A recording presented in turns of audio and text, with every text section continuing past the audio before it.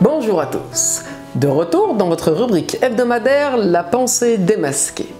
Dans le cadre des objectifs que nous nous fixons, dans celui également des devoirs qui nous incombent, il est très agréable de percevoir le fruit de notre travail comme un retour sur investissement.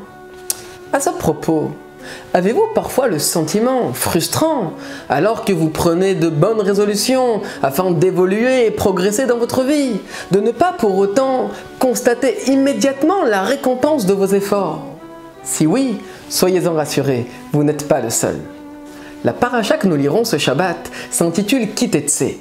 Dans cette section, la Torah traite des lois relatives au travail et particulièrement à l'interdiction faite à l'employeur de retarder la paye de son salarié. Beyomo titen secharo.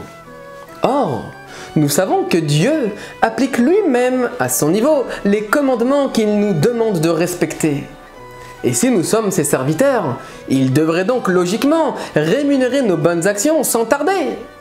Pourtant, à première vue, cela ne semble pas être le cas. Nos sages disent que la récompense n'existe pas dans ce monde. Certains affirment même qu'il nous faudra attendre la résurrection des morts pour jouir de notre salaire. Comment cela est-il possible?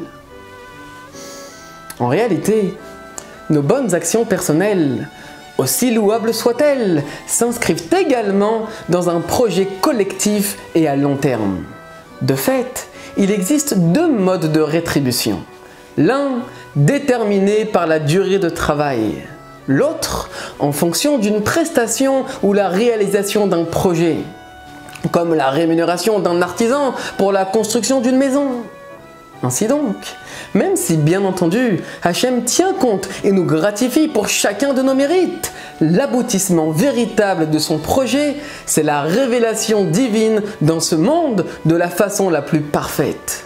En somme, cet objectif atteint nous emmènera à l'époque que nous attendons tous, celle de Mashiach, et sera notre plus belle récompense. Shabbat Shalom et à la semaine prochaine.